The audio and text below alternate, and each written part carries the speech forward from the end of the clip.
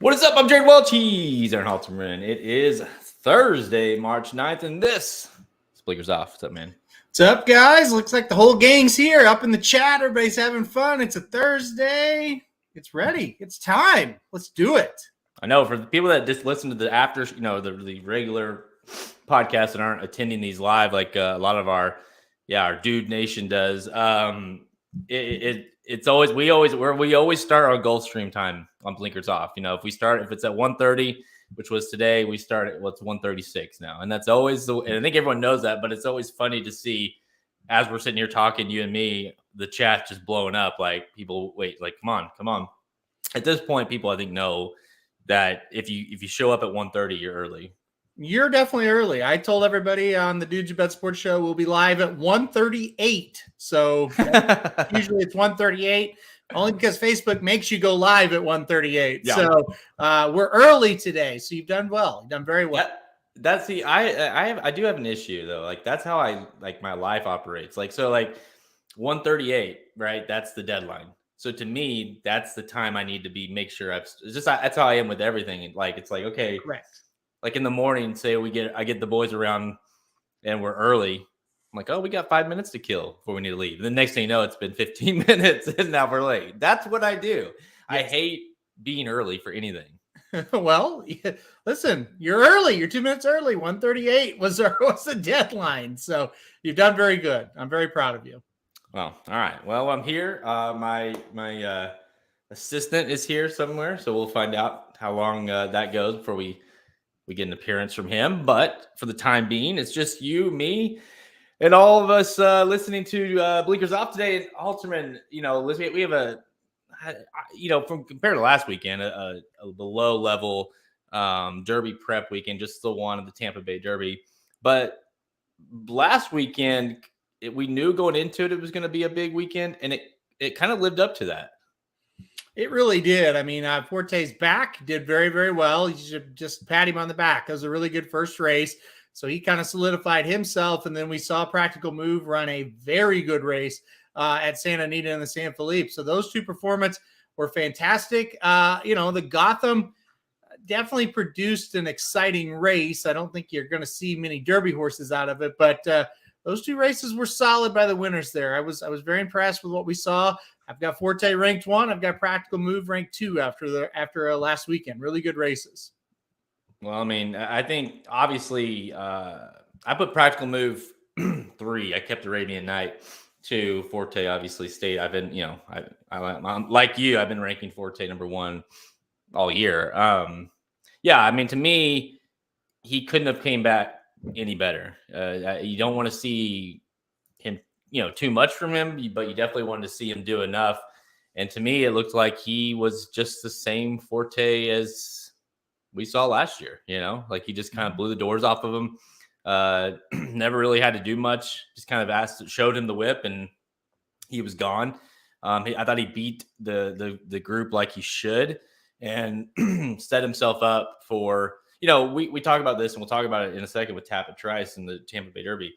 Pletcher, I mean, I think you and I coined this phrase, the Pletcher progression, and we've been saying it for 10 years, and that's what he's doing. Forte will be a little bit better next time. And then hopefully he's really good in the Kentucky Derby. That's the plan. Yeah, that definitely is. They're going to build him up with another race and then pop that third race off the layoff like a lot of them like to do. It reminded me a lot of Tiz the Law, and when he was winning down in Florida, just kind of did it pretty easy, kind of socked the pace. Maybe there was a second where you think, I don't know. And then when they kind of ask him to go get him, he goes and gets them, and then he puts them away. And so that's what you wanted to see. The big difference between Forte and Practical Move is we've seen Forte do this time and time again. We've seen Practical Move run that kind of giant race once. Yes, I know he did win 2 races back, but he didn't look anything like he looked at Santa Anita last weekend. He's going to need to do it again for me to think he can beat a horse like Forte, but I do concede that kind of performance is what it's going to have to take to beat him. Let's see him do it again. That's going to be the next big test for him in the Santa Anita Derby. It was a fantastic race, so for Practical Move. We just know Forte is a little bit more established and a little bit more, I guess, reliable is the word that we've seen him do it over and over again. my fear, and it's a very small fear. Like to me, Forte is the horse that is most likely horse to win multiple legs of the Triple Crown. I mean, I don't think there's a question there. If you don't have him ranked number one, I don't know what else you're looking for at this point. But I do wonder, because like I did a video of this. If you haven't go look at it. I did 2 really with a bonus horses that I believe as of right now, the only 3 horses that can win the Kentucky Derby. And obviously Forte is one of those, but you do kind of wonder if, and this is just thinking like worst case scenario, is like if he comes back and he's still really good and he's kind of like an epicenter a little bit where he runs really well, continues to run well, but then one horse just pops in the Derby, like one horse just does enough to win. And maybe it's not Rich Strike-esque, but maybe it's someone that hasn't been super great and finally pops in the Derby, whereas Forte runs really well and runs second or third, but maybe what if he doesn't keep progressing, Forte that is, and someone else pops? That's my concern. And let me be clear, like that's a very small concern. It's not something I'm thinking about, but if you're thinking about worst case scenarios, to me, that's it. I worry about that right in the first race at Gulfstream, and then in the second race in Gulfstream, and then in the third race at Gulfstream. That's the difference, in my opinion. Like that's not something that's just limited to the Kentucky Derby. That's every horse race that's ever been run, and that's a very valid concern, to be very clear. But I don't know a situation where I can predict when a horse is going to jump up and run way better than he's ever ran before. If you can ever figure that out, don't really have any trouble betting horse racing. You'll be a rich man, yeah. For me, I go into every race worried about that, and I also go into every race conceding that I have no idea when a horse is going to jump up and do that. So, yeah, that is concerning, but it's concerning day in and day out with this sport. That's what makes this sport tough, because what you're saying happens all the time. Oh, I mean, when you play tournaments too, it's like magnified, just because your goal of playing tournaments is to find value, right? Find those horses that are illogical, so to speak. And when you thought you had a good one at like 8-1, and then the 30-40-1 pops up and wins, and I always go back, and I think it's I think anybody needs to do this, is like you go back and look at the form, right? And be like, what did I miss? Like you said, like, how can I figure out when these horses like this are going to pop? And there's just like, you look at the form and you just scratching your head, and you're like, you can never, ever, ever get there with that kind of horse. And so that's what makes it, like you said, makes it fun, but also makes it incredibly rewarding when you do get lucky enough to hit one of those.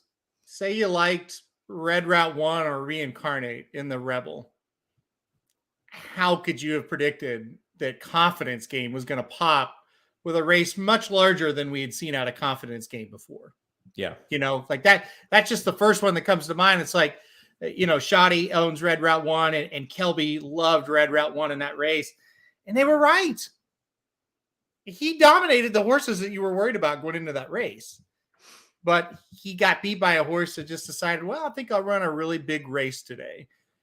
And that is where, I mean, your concerns are horse racing in a nutshell. And so, yeah, that could definitely happen. I mean, listen, Go Rocket Ride probably ran a race good enough to win most San Felipes, but I didn't think Practical Move would improve many links in that race, and he did. So you just tip your hat, and with him, like with those two, but really Practical Move, it's like, he's the frustrating horse for me, because I'm still not sold on him, and I know I should be. I'm still giving him respect. I've ranked him third, but I'm just I kind of feel like I don't want to get too high on him, because I'm wondering if he can. It's like you said, I didn't think he could do that, and he continues to do that. He keeps doing that every race. He keeps beating in the low South Futurity. He beats the Baffords. He comes here, beats the other Baffords, the horses that used to be Baffords. Like, he just continues to say, I don't care that you don't think I can do this. So I don't know. Even if he wins the Santana Derby, I still don't know how. I'll be real honest with you. I don't know how I can pick him to win the Kentucky Derby. If he wins the Santana Derby like he won the San Felipe, he'll probably be my pick. See, and say what if Forte runs a nice race again in the Florida Derby? I just don't know how I could pick over him. That's fair, and it probably will come down to those two and fair assessment. But what I'm trying to get at, my biggest worry is we've seen horses for years and years and years run one race that's really, really good. And while they still can run other races that make them decent horses, they never get back to that top effort. So he showed us a top, right? There's without any debate. That was a top effort from him so far. If he can pair it up with another top effort, then you start to think, okay, he's for real. This isn't a flash in the pan. This wasn't, and I'm not calling him a flash in the pan or a fluke, but this 100 buyer, this gallop out where I'm just dominating everybody, I'm in my race by myself. This is actually a thing. Like, this is actually real. That's where I'm at with him. So like, if he runs another 100 buyer and wins by 4 or 5 and gallops out way ahead of everybody again, it tells me he's for real. He's at least in the realm of Forte, I think, is I guess probably the better way of putting it than just, hey, he's going to be my pick. Because you're right, Forte could dominate again as well. We've seen it though. Rock Your World. Everybody said, oh, Rock Your World. Oh my God, how are they going to beat this horse? He popped a huge race and then he never was able to do it again. That's the challenge of Practical Move now. Can he do it again?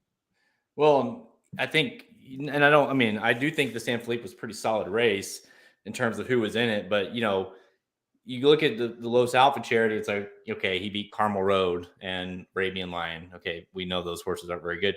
And in this race, he faced, Go Rocket Ride, like you said, ran a really good race, but it was only second start. Like, he was up against a lot there, had to go wide and then had to cut inside. Of course, Jazzy wasn't very good. Point is, and Practical Move got a dream trip. Point is, like, he needs some sort of test adversity, I think, for me to get in order to be like, okay, not only to look flashy, but Go Rocket Ride will be better next time out. If he's going to Stanton Derby, he'll be better. And whoever else is in that race, like those horses, those lightly raced horses are going to be better in that. Skinner should be better. I don't necessarily love Skinner, but point is, these horses should be better another start. So if he can do it again, to your point, then I'll be a lot more sold on him versus, I don't want to say he's had a cakewalk, but he's just, because he's doing everything you can do, what you ask, and he's doing it easily. Haven't seen him. That's more than anything else. It's like, it's not, I'm not saying he's had a cakewalk either. We just haven't seen enough of him. Yeah. I know. Same with Go Rocket Ride. It's like, I think he's pretty good, but we just don't know. We haven't seen a lot of him. And to be honest, same with Arabian Night. Ran one race around one turn, and then he ran in the slop going 2 turns against, horses that aren't that good going 2 turns. So what is he? We don't have a lot of data on those horses. Yeah, Shoddy says Go Rocket Ride ran huge for a second. I thought he ran massive. Not only that,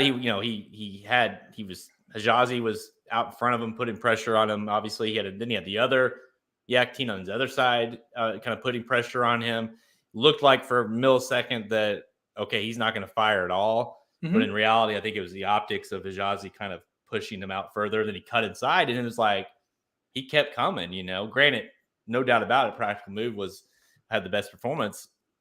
He just kept coming. I thought that was a nice gutty effort for a horse that was kind of learning all this kind of as he goes. So I expect him to be really good next time out. And you would think, Halterman, you made a point. I think it was on this live show, maybe to me afterwards, but like, if Hijazi's not in that race, you wonder if things could have been different just from a pace standpoint. Like, if Go Rocket Ride has the ability to dictate the speed, he showed late in the race that he's not going to quit either, which I thought was pretty telling. If Hijazi's not in the race, I think it becomes close. I still think it was a situation where Practical Move just ran too good that day. But if Go Rocket Ride's out on an easy lead, I don't know, maybe. Now, one thing about it, they didn't go as fast as I kind of thought they would. So he didn't get like the worst trip as far as he went too fast. But the problem was he was doing a lot of things for the first time, and a lot of things were very new to him in that race. So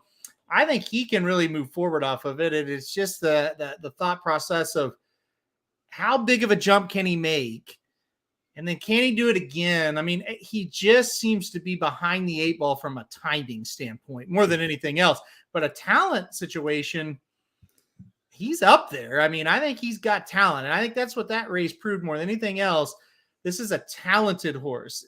Is he going to be a Derby winner or an experienced enough horse to do that? I'm skeptical, but come whatever they try to run him in the summer, maybe that horse is going to be a big time player. Yeah, and Mandela has said the same thing. Obviously, he's like, we're going to the Standing Derby, but like everything has to go perfect from here on out in order to basically get him to the Derby. And, and I'm with you. I don't necessarily believe he's a Derby horse, although he probably will be in the Derby, I'd say. I just think maybe his better days are going to be down the road. Kind of like he's not a huge threat for me just because he's so we know how that is. Like, unless your name is Justify, it's just a lot to ask of these horses so quickly to turn it, and you never know too. Like, maybe could that race Saturday took a lot out of him, and maybe we don't know how he's going to come back from that race either, because he's only a second start, so a lot to find out. Yeah, if he were mine, I would be already thinking about the Travers and races like that, but he's not. And I know that's not how most people think that own horses. But yeah, he definitely also, like said, he could, he ran so huge that he maybe bounces a little bit. But listen, he's got talent. And that's the thing. We knew he had talent, but he's got like the ability to be a Derby horse after just 3 starts, without any doubt. And so hopefully he runs well in San Anita Derby. I think he will. I think Arabian Night will go out of town, and I think it'll be those 2 horses that finish 1-2 in the San Felipe. I think they'll be right there in that one. And then Cave Rock's got to go somewhere, Jared. You tell me. I don't know where he's running. I don't know what the plan is with this horse, but that seems like a logical race for Cave Rock to be in as well. I mean, I did see he had to work today, so I don't know. He's still with Bob Baffert, so not able to pick up points, but perhaps they run a Santa Anita Derby into Preakness or something, like maybe that's the idea. It would be kind of funny. Magic made a reference to this the other day. It's like, wouldn't it be funny if Bob Baffert, he gives all these horses away to Yaktine, and Yaktine, of course, wins with his original horse and Practical Move, and then here comes Cave Rock with the Bob Baffert and shows up and just dusts them all. Like, you know what? That's a big FU to everybody. I didn't give you my best horse. I just dominated this race, and I can't even go to the Derby. See ya at the Preakness. Yeah, we're winning that thing. I mean, I kind of love it, to be honest with you. I think that'd be amazing. Kind of makes sense that could happen. If you look at the spacing and he's starting to get into the work tab. He went 5 furlongs today. I mean, we'll see. I mean, the question is where it, I mean, if it's not a Derby prep, what is he going to, like, is he obviously he's running the stakes. So where would he run? I mean, do they try like the Lexington, go Lexington Preakness? Maybe, but the Lexington is still over a month away. That's just it. I mean, to me, he's ready to go right at that Santa Anita Derby timeline, Sunland Derby, Santa Anita Derby, all those last preps. He's right there. Like, that's when he should be able to be ready to run. Sunland Derby might make sense. Yeah. I mean, just because it's like a bullshit race anyways. And it doesn't seem like the type of race you go bring a horse like that to, right? I would, but to that point, like, what race is, I mean, I don't know. What kind of horse is he? I don't know. Like, where he obviously, the way he's handled him, it's super odd, right? Yep. It would be kind of cool to see, to Michael's point, like, it would be to me, the best situation is to have Cave Rock get to the Preakness seemingly unscathed, with Forte winning the Derby, right? The 2 best 3-year-olds, there's no question. And those 2 match, we have that matchup. Plus, on top of that, you've got the list of maybe Arabian Night is in there, or maybe some randoms that are pretty good or kind of developing late. So the Preakness has the chance to be the race of the Triple Crown if we can get something like that. Well, we've seen that movie before. Yep. It really wasn't that exciting of a movie. It was kind of a blowout movie. Yeah, so. It wasn't, no question, really. Really, that race was never in question once they made the turn. So, I mean, but it would be awesome to see it again. You know, I don't know. We'll find out. Cave Rock is a question mark, but we know Forte is a real deal. All right, let's get to today's show because we're going to preview and get picks for Saturday's $400,000 Tampa Bay Derby at Tampa Bay Downs. It's a 50-point prep race for the 2023 Kentucky Derby. Then we give some rapid fire selections at Oaklawn Park, Anita Park, and back at Tampa Bay. Oaklawn has the Azeri, has the matchup between Clariere, the return of Clariere, and Secret Oath. It's a hell of a race. Just two really good fillies matching up. So we'll get to that in rapid fire soon. Let's go. Dave says, what movie is that? The Breeders' Cup Juvenile. You saw that movie. Go watch it. Yeah. Yeah, Paulins Pearl runs in the Beholder Mile. That's an interesting move. Mm-hmm. There's Brad Cox has got a horse in there I really like in the Beholder Mile. It's interesting how they split up some of those horses that could have ran in these areas, Yeah, I know. Definitely. I feel like all of them will meet in the Apple Blossom, but, well, not all of them, but the ones that run well. I kind of thought, I was like, maybe this feels too short we'll get to it, but Pauline's Pearl, I don't know. I thought Pauline's Pearl would want to go longer. I don't know. Yeah. Or maybe they don't. I would agree with that. Before we start, I don't know what the answer to this question is, but the question is, what is next for National Treasure? No word on that. Haven't heard. So they acted like it was pretty minor, the issue, but he really didn't say what, right? Yeah. You got to think maybe he's a Santina Derby prospect as well, I guess. That's a weird to go all the way to the Santina Derby off of that one race way back in February. So the sham I'm talking. So that'll be interesting. Well, we'll see. I mean, yeah, that's another thing too. It's like, how much do they, it's like, how much do they rush these horses? Someone like that might be a little banged up. If he's got, a ton of options, including one of his own, his original own barn, you almost just think maybe we don't push it with this one. We wait. So that's it. Yeah, they've got so many options. You never know. All right, Tampa Bay Downs on Saturday, the Grade 3 Tampa Bay Derby. This is race 11, $400K for 3-year-olds going to mile 16th. Huge field of 12 lines up for this one. Headlined by your 8-5 morning line favorite. First, I'm seeing these morning line odds, Halterman. 8-5 favorite, number 6, Tappet Trice out of the Todd Pletcher barn. And by the way, the second choice of the race, 9-2, also from the Todd Pletcher barn. Shesterkin, who got smoked actually by Tappet Trice last out. They both come here and are your top two choices for the Tampa Bay Derby. I mean, I looked at this race. Obviously, I'm biased to Tappet Trice. I've liked this horse for a long time. But still, I'm just the way I do it. I try to beat the favorite. And my goodness, this is not a good field. It's basically the leftovers from the Sam F. Davis that weren't very good and probably the worst prep we've seen so far this year.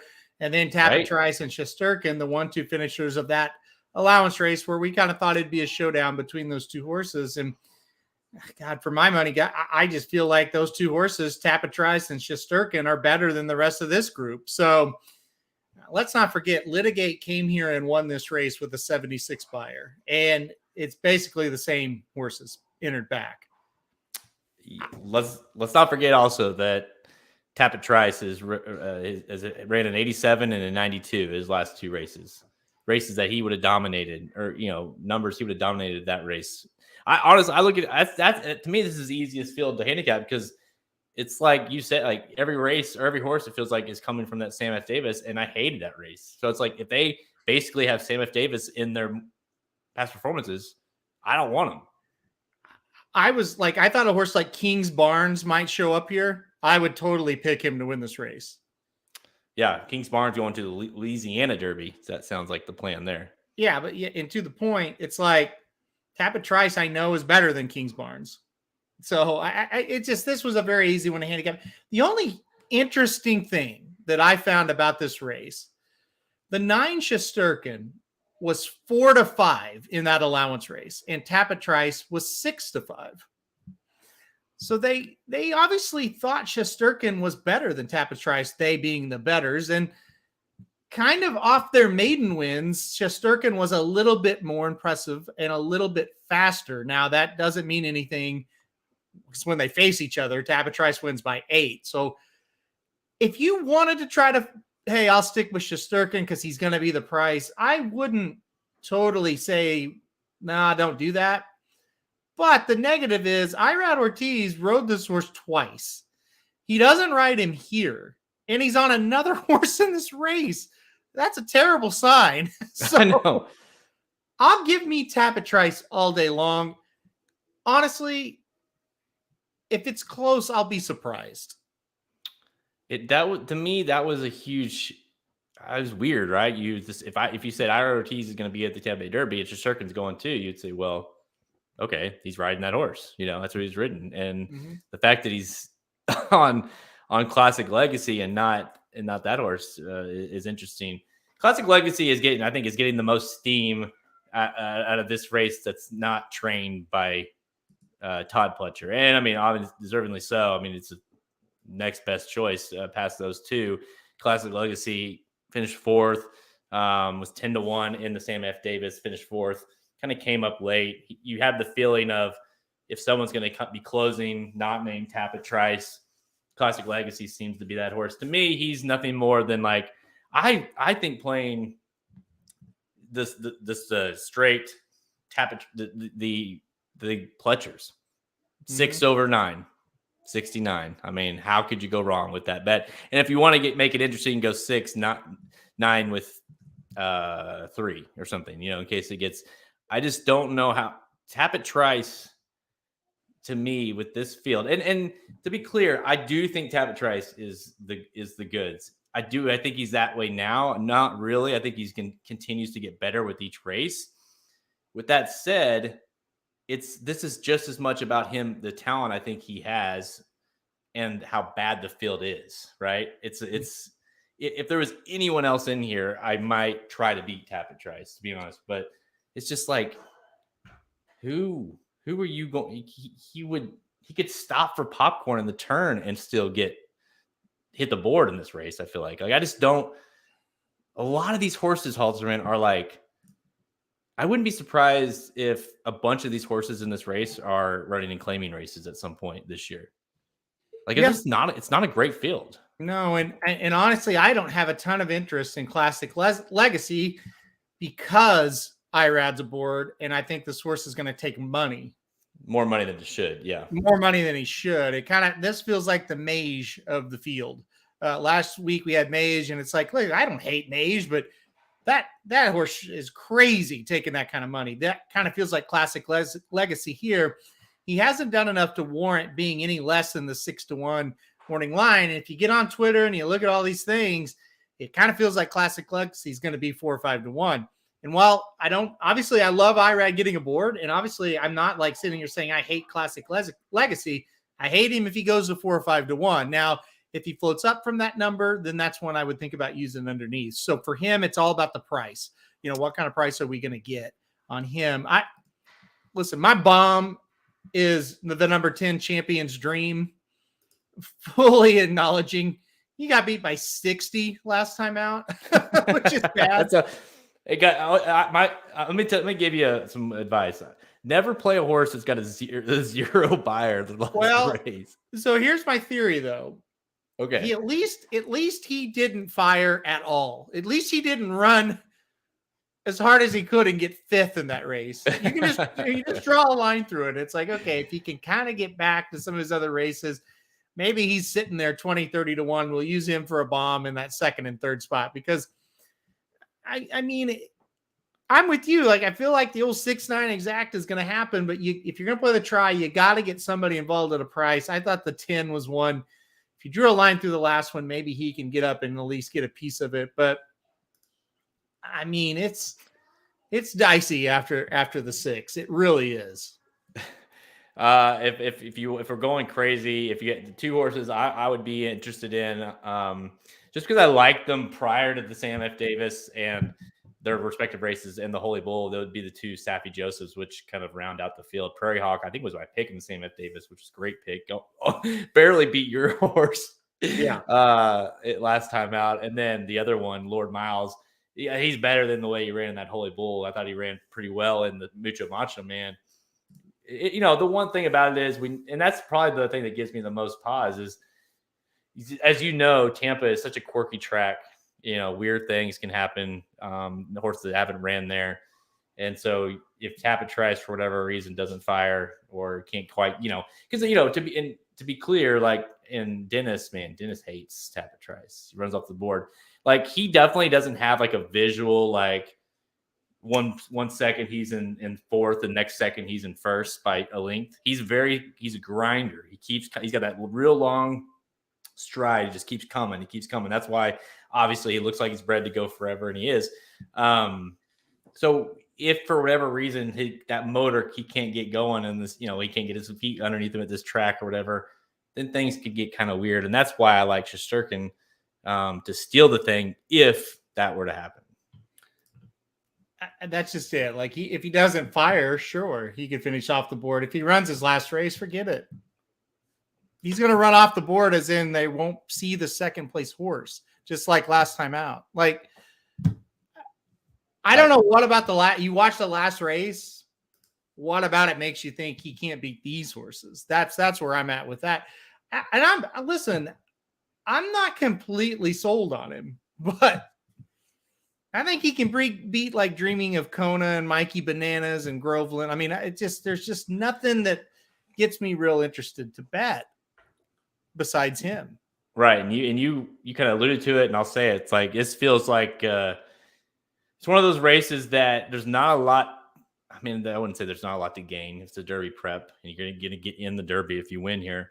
But you know what I mean? Like I feel like no matter what, even if he blows them out, you're still going to be like, well, that was really good. He is what I thought he was, but he beat Classic Car Wash or whatever. You know what I mean? So you're still, even though it's a good performance, you're still waiting to see. And you kind of said it earlier to me privately, like, we'll find out how good a horse he is in the Bluegrass, and maybe it's that next race for him to see what kind of horse he is. But I mean, by all accounts, he should roll in this race, regardless of who's in the race.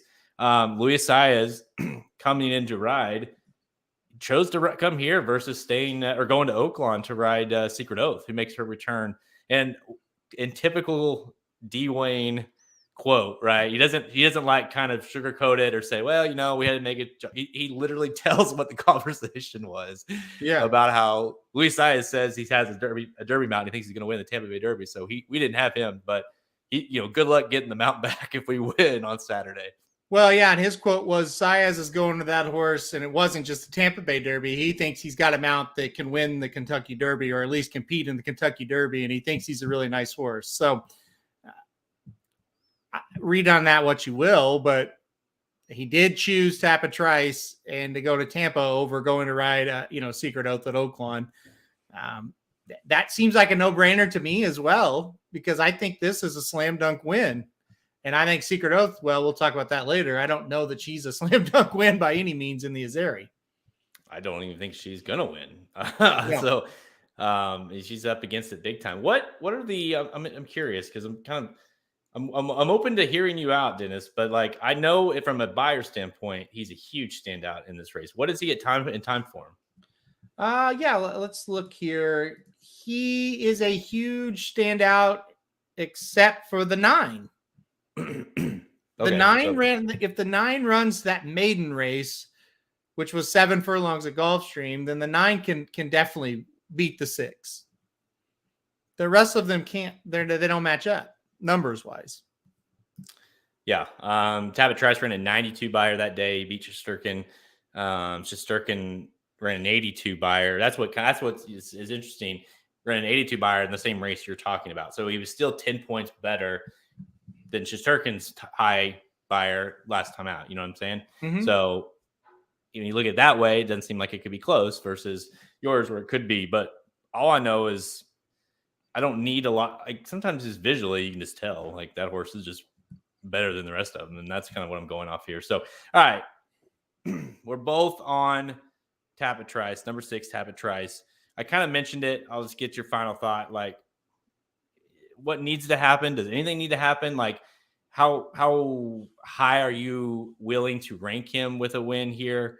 Are you on the wait and see with him no matter what happens? Like, where are you at with him after this race or before this race even? Well, I've got him in the top 5 right now, but he's a distance behind the top 3. It's like there's 3 and then the rest, like, 4 through whatever, you could interchange them. So yeah, this would be a nice step to kind of lock yourself in with those top 5, 6 positions. But, you're going to have to wait until that last prep where he faces somebody a little bit better before you really get confident on him. But yeah, I mean, he needs to win and he needs to look decent. That's it. If he could come out and just kind of have a workmanlike win like Forte had, you would love it. That'd be tremendous. And so that's what I'm looking for him. And listen, if he loses, I'm tossing him. It's over. You can't. Even if you hate this track, you cannot lose to these horses and be taken serious. I'm sorry. Yeah, it's a wild thing because it's like you could. Because for me, I have him ranked 5th right now. Kind of similar to your. Like I feel like Forte, Arabian Night, Practical Move. Those are like kind of solidifying themselves on those top 3. And then like Instant Coffee, Tapit Trice, Red Route 1, Hit Show, kind of those kind of horses. If he dusts them like I think he's going to, then to me he's going to go to 4. He'll pass Instant Coffee on my list, but he'll be more solidified as a top 4, like you're saying, versus interchangeable. Mm-hmm. And then maybe willing to move up with another effort wherever we see him next. But yeah, I'm with you. And on to that point, if he doesn't win, he's not even in my top 10. And honestly, I don't know how you can rank him in your top 20 if he doesn't win, because he has 0 points, right? Like this is his first try at something like this. So if he doesn't win against this field, I don't know how you can feel like he is one of the 20 best horses for the Kentucky Derby. Well, I mean, to put a bow on it, if he doesn't win, it means he's not as good as Litigate, because Litigate came in here and won. So yeah, that's true. He's not even the best Pletcher. He's not even the second or third best Pletcher if he doesn't win. Yeah, exactly. Yeah, exactly. Yeah. All right. Say no more. Tapit Trice should win, needs to win, has to win in order to be the horse we think he is in the Tampa Bay Derby.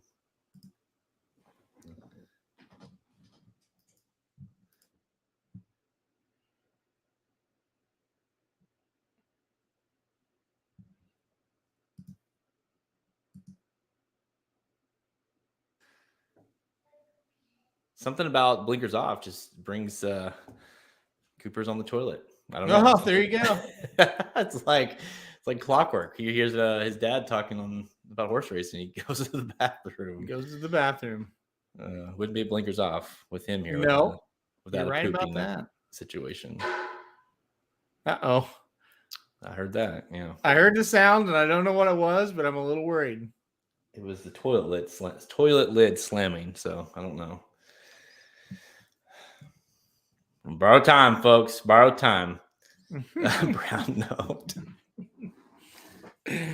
Yeah. If I just run out here real quick, you'll know what happened. Okay. All right. We're going to go to Oaklawn. We'll do one at Santa Anita and do a couple back to Tampa Bay for a couple of those undercard races. I think Michael mentioned that earlier, the race 9. Yeah. 9 and 8 are really good races, but 9 is a really nice race. The Hillsborough Stakes. Pretty nice card and nice weekend considering it seemed lighter on the schedule. So, yeah, it's a really good weekend.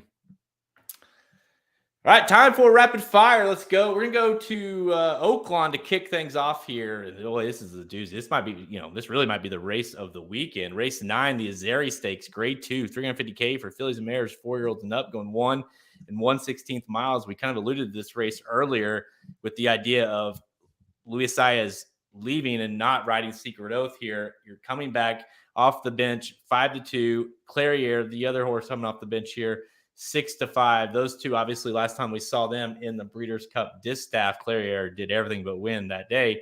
6-5 on what I'd say the favorite to win some sort of Eclipse Award honors. Older mare, I'd say, has to be the favorite as of the year starting. I've been ranking her as a top 10 just horse, period. in the older thoroughbreds this year, just because I think that she has a huge ceiling to what she could do this season. Clairiere, Halterman, 6-5. What do you think her versus Secret Oath here? By the way, if you want to go into a deep depression, rank the top older horses in the country, rank the top 10, and you'll be like, oh God, we're bad right now. You can't, you forget about horses. Like you start just throwing horses out there thinking, no, I haven't seen that horse yet, but hopefully they're good because we don't have anyone else. Yeah. Then you rank the 3-year-olds, you don't have much better. Anyway, all right, let's go on to the race here. Hopefully Clairiere can start off with a win. I really believe she is going to be tough in this spot. I think she's going to outclass this group. This is a solid group, but I don't think there's any absolute world beaters in here. Secret Oath is a horse that Clairiere was able to defeat pretty easily the last time they met. I think 1 mile and 16th will kind of help Secret Oath a bit. Maybe she can get away from Clairiere, but I think Clairiere does enough. I think if Asmussen's got her ready to run off this layoff, she's going to be tough. So I went with the 3 Clairiere. Yeah, I mean, you try. Thing is, like the horses you would want to try to beat her with are horses that are also coming off the bench. You know, Clairiere obviously coming off that Breeders' Cup distaff, but so is Secret Oath, and then maybe Interstate Daydream is a horse that's interesting, but that horse we haven't seen since August of last year, and so like the horses I would kind of like to use in order to try to beat her in some cases, we're all in the same ballpark as she is, you know, and so I just can't get there with her. And you know, Clairiere is a horse who's come off of layoffs and ran pretty well. Other than that, no, I guess that was the August and November when she came out, and I mean, it really ran great every single time. She's either won or ran really, really well. So to me, the race sets up. He's yelling in the background, I'm done. The race sets up perfectly for her, on top of I think the fact that she will be ready to roll. So this will be a doozy of a race. Because, you know, the other thing too that's worth mentioning, Secret Oath, she has 4 starts at Oaklawn Park, 3 wins, and the only time she lost is the 3rd place effort against the boys in the Arkansas Derby. She has been dominant at Oaklawn Park, so you got to think she's going to be running one of her better races. It's just, is she good enough? She kind of faltered off at the end of the year last year. Is she going to be able to be good enough to upset Clairiere? I don't think so. Clairiere really only has one poor effort of her career, and that was that day. Unfortunately, we saw her in the personal instant, but past that, she's pretty deadly. Rosario comes in to ride. I'm with you, Clairiere, and I think it's the start of a big season. Hope so. All right, Vamp. I'll be right back. Okay. Well, I'll bring up, he talked about Secret Oath and how the horse likes Oaklawn, and I brought it up on the Dudes Who Bet sports show with Papa Dude earlier. Does she love Oaklawn, or does she love the competition she faced at Oaklawn last season? You look at the horses that she raced against at Oaklawn last year, it wasn't much compared to what she's going to face to start this year at Oaklawn Park. Now, good news is she did go to Churchill. She won the Oaks. So, like, she's a quality horse. I'm not saying she's not, but I don't think, hey, we're at Oaklawn is going to be like the charm that makes her great. I just think she took advantage of beating horses that she probably should have beaten last year here at Oaklawn. So I'm also going to sweat out this one getting to the wire at Oaklawn as we're talking. And he does. All right. Good job. Won the one at Oaklawn, a winner. So yeah, we'll see what happens with Secret Oath with that. Dennis in the chat, he's saying he needs 7 points in this Duke Pittsburgh game for the over. Tell us where you're at now, Dennis. I think they've gotten 4 or 5 since you tweeted or text that one to us. Other horses look for Interstate Daydream. Shoddy kind of talked about Interstate Daydream. I think that's a horse that making the first start as a 4-year-old season, pretty good as a 4-year-old, not quite Secret Oath level, but did win the Black Eyed Susan pretty impressively. Also won the Indiana Oaks as well. So, and Jared's back. We're back. That was an efficient wipe. Very good. I'm listening to you because I got my earbud in, so I'm wiping them, listening. You did a good job. Good job vamping for me. All right, let's go to Santa Anita on Saturday, race 8, the Beholder Mile Stakes, grade 1, $500K for fillies, mares, 4-year-olds and up, going 1 mile. And another race for the older fillies and mares here. Field of 8, Fun to Dream, the Bob Baffert brigade's in here. Midnight Memories, Ganadora, Fun to Dream. And then also you've got Pauline's Pearl for Asmussen, the other Asmussen. Can he win 2 of these older mare races in a row? And then Amo Ray, I think that's a very interesting horse here for Pratt and Brad Cox teaming up for that one. This to me, are you going Bob Baffert? Because to me, none of his horses have been ultra impressive in this out there. Kind of seems like it's right for one of these horses to come in and upset. Yeah, I am going to go Bob on top, but I'm not going to single in this spot. I like number 8, Fun to Dream, and I guess I've been more impressed than you have with Fun to Dream. Winner of 5 out of the last 6 starts, won 6 out of 7 in her career. The only loss came to a stablemate going 6.5 furlongs. The horse has won going 2 turns and looked really good at Santa Anita doing it. I just think Fun to Dream is the horse to beat here for Bob. And, he draws outside, can sit off the pace and stalk. I think the 8's tough in this spot. I can't. The 8 might be, that to me is the horse. If there's a Bob Baffert I like, that's that one who hasn't lost in 4 straight races.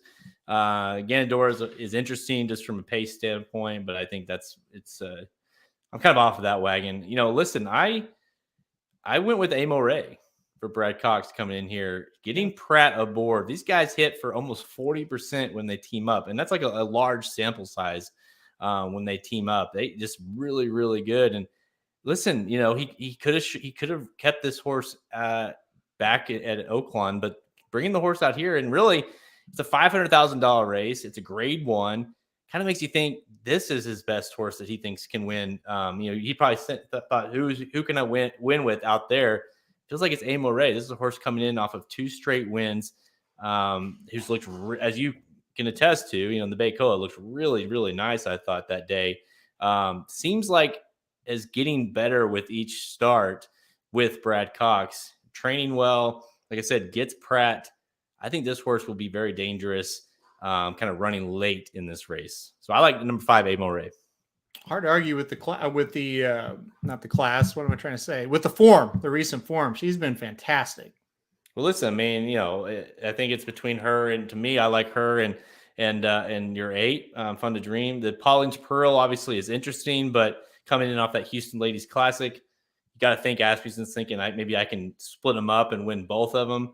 Mm-hmm. Usually, to me, it's a good sign when versus running her in that race with Clairiere. Maybe he thinks he can win both these races. Pauline's Pearl, but this is a horse we haven't seen run less than a mile 16th even since, when was it, like 2021? Right? Been a while, yeah. That was at 7 furlongs, and she didn't win. So it's just been a minute since she's ran at this distance. It kind of makes you think, I don't know. I'm going to wait and see approach with her. I'd rather take a little bit more of a price on the 5, Amo Ray, but really good race. You got to watch both these races because another good, solid group of older fillies and mares that are showing up out at Santa Anita. No doubt. Yeah, this is a pretty surprising how good the field drew. Yeah, it is. And I mean, it's a $500,000 race. It's a grade 1. And I mean, I was surprised even with those numbers, I to get a bunch of Bob Bafferts, obviously, but to get a really good Asmussen and to get a really good Brad Cox to come in, I think that's pretty telling. So that's a hell of a race. All right, let's go back to Tampa Bay to close things out here in rapid fire. Race 8, the Michelob Ultra Challenger Stakes, grade 3, $100K for 4-year-olds and up. Going 1 1/16 miles, field of 9 lines up here. And I've been waiting to ask you this question privately, just because I wanted to ask you on air. Where are we at with Skippy Longstocking now? Because I mean, that horse burned the hell out of me in that Pegasus World Cup. 8-5 morning line favorite here. I tried to beat him here. I was like, I'm done with him. He ran so bad in Pegasus. But I just look at this field and I'm like, maybe this is the level of horse he is, and he should win here. Well, here's what I'm going to tell you. Okay, Fundin came back and ran really well. Stiletto Boy came back and ran really well. Last Samurai's come back and ran really well. Proxy's come back and ran really well. Skippy was just behind them. let's just keep it going. I think maybe that race was just, White Abario came back and won as well. Maybe that race was just loaded, Jared. I don't know. Here's the deal. When they turned the corner, I thought Skippy was going to win the race. Me too. I mean, I think that's the toughest part about picking him is I thought I loved where he was at. And he just absolutely quit. I was watching Skippy and I was also watching Cyberknife, and I knew Cyberknife was done early. Skippy looked like a winner. And then boom, just hit a wall. And I mean a pretty hard wall. It was a cement wall that horse hit. If he runs back to the Harlan Holiday, he's just a little bit better than this field. We do have some interesting runners in here. Classic Causeway, obviously interesting, but I just feel like Skippy Longstocking is the best horse. So I'm going to go Skippy Longstocking. Irad Ortiz back aboard again. I think that's a good sign. Yeah, and to your point, if you look at the form, it is interesting. You might be like, he's so back and forth. Well, he isn't because you kind of look at the races he's in. He wins an allowance. He runs pretty well in the Wood Memorial. Of course, getting second to Mo Donegal in early voting. Your Preakness and Belmont winners, not bad. And then runs in the Preakness, obviously wasn't good enough. Runs in the Belmont, ran a very admirable race, finished third, but then cuts back to gets better class. West Virginia Derby rolls. Then they go to the Pennsylvania Derby, way too tough, not good. Goes to Harlan Holiday, like you said, really good, grade 3. Goes to the Pegasus, hit a wall. So it's like, to me, this is if he's in a grade 1 here, I couldn't pick him, right? Yeah, but it definitely feels like the class. And by the way, our favorite horses in this race, we should have Slim on the show. Number 7, Tax. I still think Tax won. I mean, there it is. I had to play it, right? I was making sure I had it. I do have it. Tax. I still think Tax won. Is in the race, and anytime when I made that, remember, I don't remember which race it was, but we knew he's coming. We were so excited, and then he scratched. Yeah, crap, we can't even use that. Please come back, Tax. Tax has so. Tax shows up here, the 7 horse. Is there anyone else in this race that you like, just quickly, that you were curious about? Interesting to see in Classic Causeway back on the dirt. He likes Tampa. I like the 2 and I like the 4, and probably the 1 would be third. I do think Classic Causeway is going to run pretty well. Trademark's a horse that I think will run pretty well as well. But end of the day, though, it's those 3 for me. Also, it's important to note, Skippy Longstocking beat Pioneer of Medina on that December 31st race at Harlan's Holiday. Pioneer of Medina came back to win a stakes at Fairgrounds. So, yeah. I mean, it wasn't like he beat bad horses that day in the Harlan's Holiday, and he beat older horses that day too. So 2-4-1, Jared. We'll see. All right. Straight. Ice cold, he says. All right, let's go to the last one here. Race 9, the Hillsborough Stakes. Grade 2. Really good race here. $225K for fillies and mares, 4-year-olds and up, going 1 1/8 miles on the turf. And man, dude, they this is another nice field. Rugier for Chad Brown, Chanticera at 2-1, 7-2 on Rugier, 10-1 on California Queen, all Chad Brown. Chad Brown's got 3 horses in here. Scottish Star for Todd Pletcher at 6-1. Temple City Terror for Walsh at 6-1, 5-1 on Surprisingly for Shug. I mean, really, you've got options across the board here. I'm interested to know what you liked, because I was all over the place trying to get confidence in one of them. I want to know what you like. I went with a little bit of a flyer here. I'm going to go with number 7, Scottish Star on top at 6-1 for Todd Pletcher. Luis Saez aboard. I just kind of look at this race, and there's not a lot of speed in this race. And I think this horse will try to take them gate to wire. I've got a really good feeling this horse will get out in front. I think she gets out in front enough to get the job done. I think I like the stretch out here to 1 1/8 too, as we have this early speed. So I think this is the one they're going to have to run down. I'll let them try to run me down here at Tampa. I think Scottish Star gets out to that easy lead and takes some gate to wire. The thing about this one was like, I think all your logic's right with the 7. I'm wondering if the 7's going to want to go this far, but that's the concern. But it is like, that's why I almost picked her. just based off of the pace. Like maybe she can hold on just because the pace is there's none there. It's her. So I get why you did that. Regier, done with that horse. Temple City Terror is interesting, but we haven't seen that one off the layoff yet. I I I went with Chanticera and I hate it, honestly. Like, listen, I picked Queen Goddess to win that Pegasus. She won. She looked awesome. She ran huge. Chanticera ran second. I thought she ran really well. So without that big effort from Queen Goddess, Chanticera is winning that race. Yeah. You look at the past performances of the horse, other than that race at Keeneland after, that last race after the Breeders' Cup, she's really been good. She's ran some couple triple-digit buyers. She's been solid. Really showed up every single effort except for that one. So I'm just trying to look past the fact that you haven't really been quite able to trust her to kind of get in the winner's circle. But I just don't like anyone else in here enough. So I went with number 6, Chanticera. I'm surprised you didn't either, which kind of concerns me. It's a situation where she should win, but we've kind of said that our last few, and I kind of just got sick of it. I haven't really decided what I'm going to do as far as multi-race goes, but she just kind of, I'll let her beat me. I shouldn't say that, but I don't know. Like, she did run really well, but you never really thought she was going to win that race either. Down the stretch, I'm saying, kind of got blown out. Nope, I think you're muted there, buddy.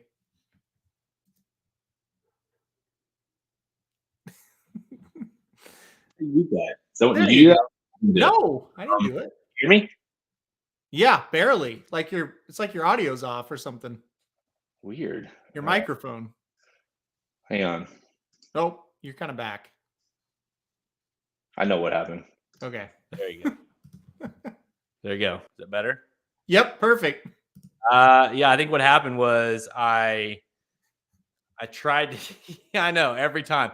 You're muted, Magic. You're muted every time. If you had $1 for every time that happened. No, what happened was the first race of Santa Anita went off, and I turned it on my phone, and it automatically wanted to connect to my earpod, and then it jacked up all the audio. So I apologize. And the favorite one, so no big deal. Yeah, no, you're right. I think all logical points. To me, this is a race you can't afford. I mean, you got to go deep here, right?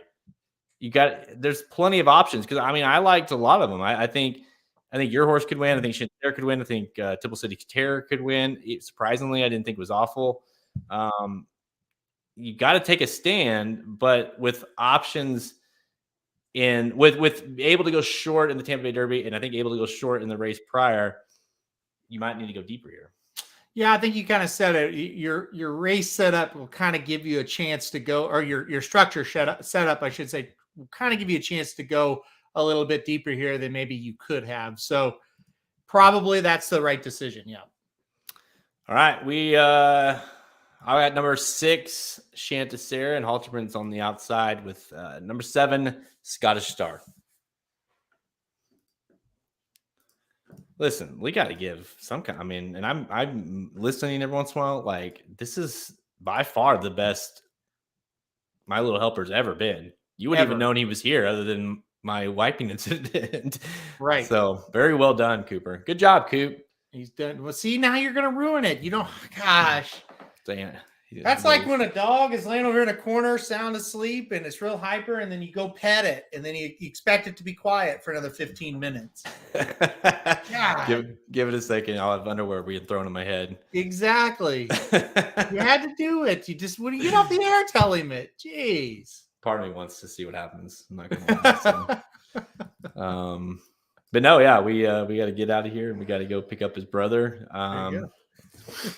At school. So Cohen was home from school yesterday sick. And so Cooper's I think he's missing him. So see, that's why I don't come to your house anymore. Everybody's sick all the time. Dude, I don't blame you. The one positive thing is you name it, I've had it. This house has seen it. I mean, we've had because Cohen, going to school for the first time this year in kindergarten, like he's just getting everything. And then of course brings it home. Cooper gets it. I get it. Everyone gets it. And so it's just you. I got to call. If it's a child, Dennis, that's doesn't get you on a report. You get reported for that. I don't think he was talking about the child, but Well, what was it? he's talking about you. Exactus. STD. Did I say it was sick though? I don't know. Exactus shoddy. It's from OG Handicappers. Just get ready. We're gonna start promoting them on the pod and throughout the site. Send us out some merch. I think Halterman's got he's got a polo on right there. OG Handicappers. Exactus. That's what I like in the Tampa Bay Derby. That straight exacta.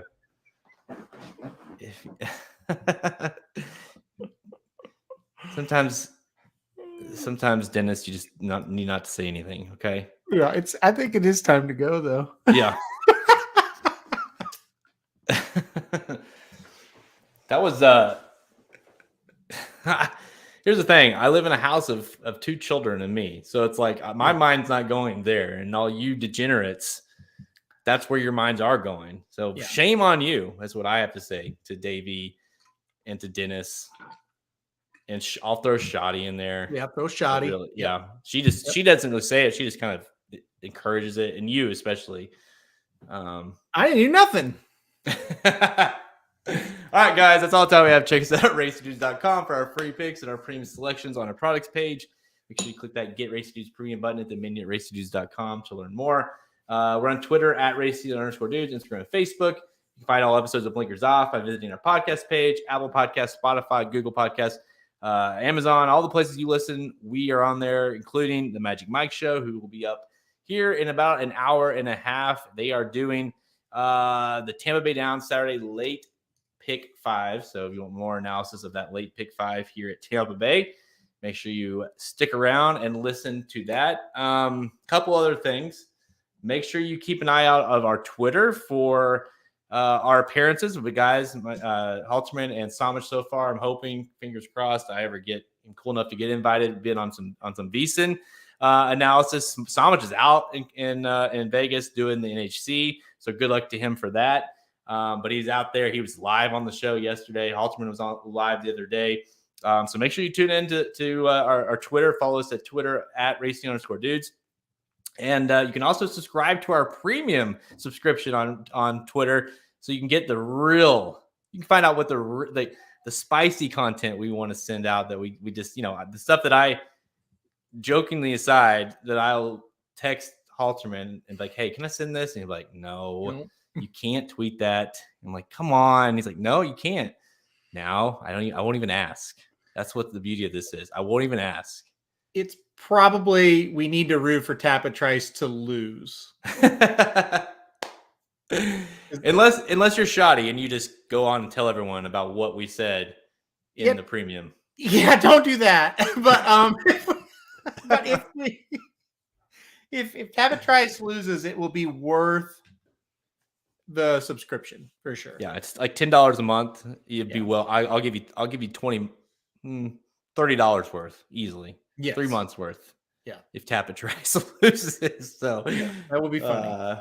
Just stay tuned for that. Hopefully he doesn't, and if he wins, I'll give you some good content too.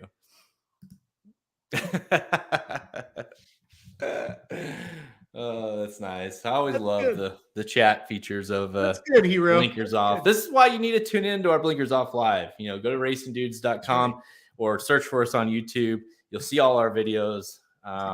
Subscribe on our YouTube channel, and you can get alerted when we go live for these and interact with us and be stupid and have inappropriate remarks like most of the people do, and we laugh. Yep. Any final thoughts? No, that's good. That's it. Now listen, VSiN from 2 to 5 Central Time. It's called Sharp Money. Patrick and Amal, the hosts, they've been nice enough to have me on and Samich on so far. Jared's going to be in the queue at some point. So check that out. Good show. Really good show. Yeah, it's really solid. It's all obviously sports betting, handicapping. The guys have been talking, NHL and college basketball and everything, in between. Obviously, once Derby gets closer, we'll be on there a lot talking Derby, things of that nature. So really excited to be on there and share our thoughts. And hopefully, Halterman, I think you're undefeated so far on the show. So yes, I am undefeated. Samish has done pretty well. Also, he did lose a couple yesterday, but he's been doing well. So we've uncovered some things from a stats standpoint with hockey that we've been doing really well with. So hopefully that keeps it up. And it was fun. First time on the show, I think I went 3-0. So that was good. That was a big relief that night when those bets came in. All right, guys. Again, make sure you check that out. Make sure you check out all our shows at racingdudes.com. Make sure you follow us on Twitter for Halterman's risque posts and all those things in between. All right, I'm Jared Welch. He's Aaron Halterman. Good luck this weekend and tap a trice. You son of a bitch. You better win for me this weekend. All right, see you guys.